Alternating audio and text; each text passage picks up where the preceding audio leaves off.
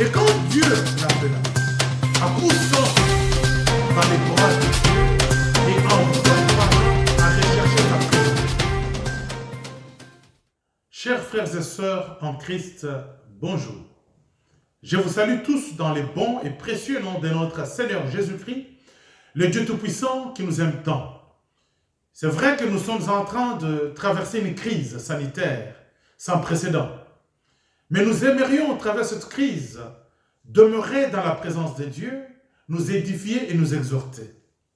En lisant la parole de Dieu, particulièrement dans l'Évangile selon Jean, chapitre 13, on nous parle de l'histoire de Lazare, avec ses sœurs Marie et Marthe.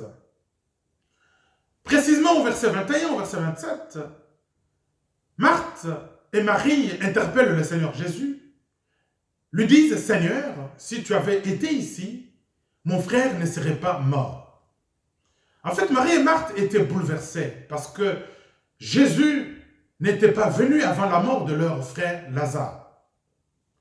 Alors, le Seigneur, sans leur donner la moindre explication, il répondit « N'étais-je pas dit que si tu crois, tu verras la gloire de Dieu ?»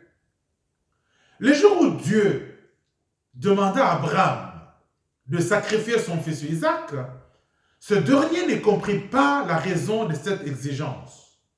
Plus tard, il découvrit la fidélité divine à son égard en ce qui concerne son fils qui lui fut rendu. J'aimerais bien aimer, au travers de cette exhortation, vous parler de la confiance que nous devons avoir envers notre Dieu. Moïse ne comprit pas pourquoi il avait dû passer 40 ans dans un désert après le meurtre de l'Égyptien, alors qu'il s'imaginait accomplir la volonté de Dieu en défendant ses frères. Et quand Dieu l'appela à conduire le peuple d'Israël vers la liberté, il en découvrit la raison. Joseph lui-même ne savait pas pourquoi ses frères ne cessaient de le maltraiter, ni pourquoi il avait été injustement jeté en prison. Plus tard, il découvrit la main de Dieu derrière chacun des événements de sa vie. Chers enfants de Dieu, membres de l'Église glorieuse de Jésus-Christ, Jacob, le père de Joseph, se demanda pourquoi son fils lui avait été enlevé. Mais plus tard, voyant le visage de son fils qui était devenu gouverneur d'Égypte et venait de sauver la nation juive, il a découvert, ou il découvrit les déroulements des plans de Dieu. Souvent, bien-aimés, nous manquons de recul pour comprendre les plans de Dieu. Parfois même, nous ne découvrons jamais le secret. J'aimerais nous poser une question. Nos enfants comprennent-ils toujours la raison derrière nos décisions? Voici pourquoi notre Seigneur Jésus a pu dire à Marthe ou à Marie, « Tu ne comprends pas aujourd'hui ce que je fais, mais tu le comprendras un jour. » Tout ce qui se passe tous les jours, nous, enfants de Dieu, nous ne le comprenons pas d'un coup parce que notre Dieu ne s'attend pas à ce que nous puissions comprendre ses desseins. Dieu s'attend à ce que nous puissions tout simplement lui faire confiance. Dans l'histoire de Job, Job écrit dans Job 23, 10 que quand il m'aura mis à l'épreuve, je sortirai pur comme l'or. Il s'attend à ce qu'il puisse seulement faire confiance à Dieu. Malgré ses souffrances physiques, malgré la perte de ses biens et la perte de tous les êtres chers, Job s'exclame ainsi. Cher enfant, membre de l'Église glorieuse de Jésus-Christ, Dieu vous a-t-il mis à l'épreuve?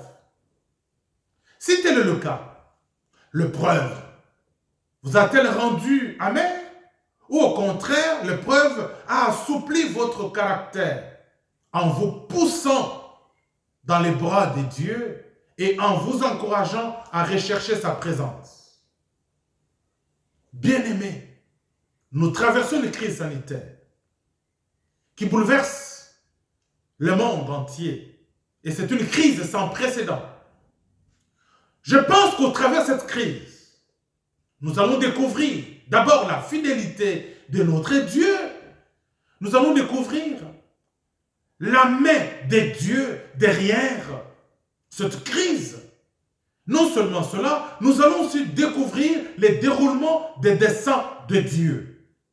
Notre Dieu est fidèle, notre Dieu agit, notre Dieu a un plan pour chacun de nous et pour cet univers, cette humanité.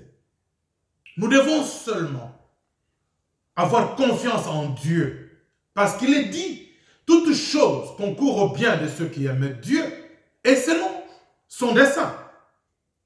Cette épreuve sanitaire, nous devons, au travers de cette épreuve, nous approcher de notre Seigneur Jésus-Christ en vivant une bonne relation et une communion intime avec notre Seigneur Jésus-Christ.